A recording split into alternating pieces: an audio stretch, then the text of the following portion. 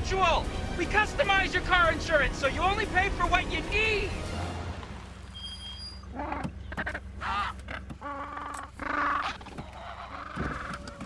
Only pay for what you need.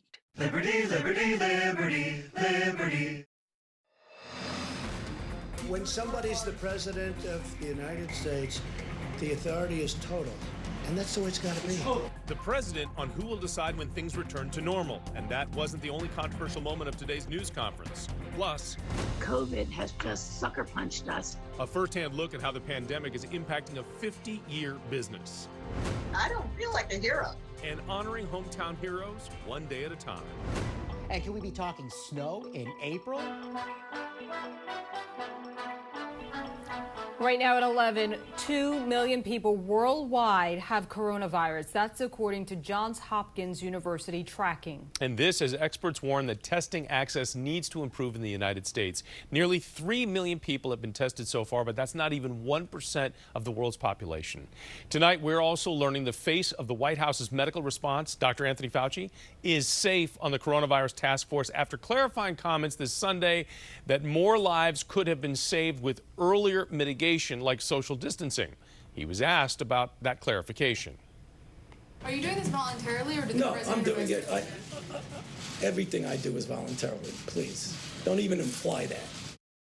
Now, the president said he likes Dr. Fauci and is not considering firing the infectious disease expert. Also developing tonight, the Treasury Department says this week 80 million Americans will be getting direct deposits of the promised pandemic stimulus. And rapid antibody testing is starting.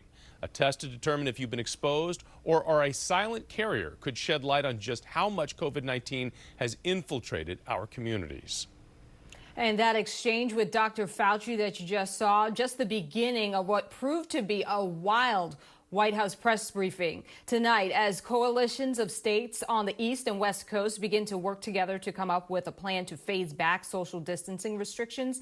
The president says the power is all his. ABC 7 chief political correspondent Scott Thuman also shows us the president came out swinging at reporters. When President Trump entered the briefing room Monday, he did so ready for a fight with the media, laying out evidence he argues shows he acted early by stopping flights from China and Europe. January 31st, in the United States, not one person had died. So I issued travel restrictions on that date, even though nobody died, and I got brutalized over it. He even played a 3.5-minute video of clips trying to shame the media or highlight compliments he's received by governors. He's been proactive. Critics instantly called it a campaign event at taxpayers' expense, or worse, propaganda. Why did you feel need to do that? Because we're getting fake news, and I like to have it corrected. When I did act, I was criticized by Nancy Pelosi, by Sleepy Joe Biden. I was criticized by everybody. In fact, I was called xenophobic. The argument is that you bought yourself some time. You didn't use it to prepare hospitals. You didn't use it to ramp up testing. Right now, you're so disgraceful. Then more combative exchanges. I'm supposed to close up the United States of America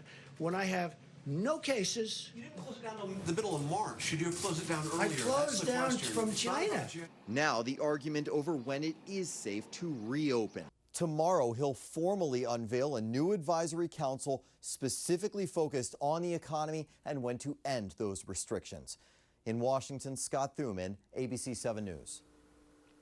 And one of the governors who will have to make that difficult decision about when to ease restrictions is Governor Ralph Northam. And tomorrow on ABC 7 News at 4, 7 on Your Side continues our virtual town hall series. So submit questions right now on the ABC 7 Twitter or Facebook page and use the hashtag Northam Town Hall, and we'll ask the governor. Well, the economic impact of the pandemic is sparing no community. Wagner Opticians has served people all across the DMV for 50 years. But the end of April is going to mark the end of its run. The longtime owner spoke with our ABC 7's Annalisa Gale.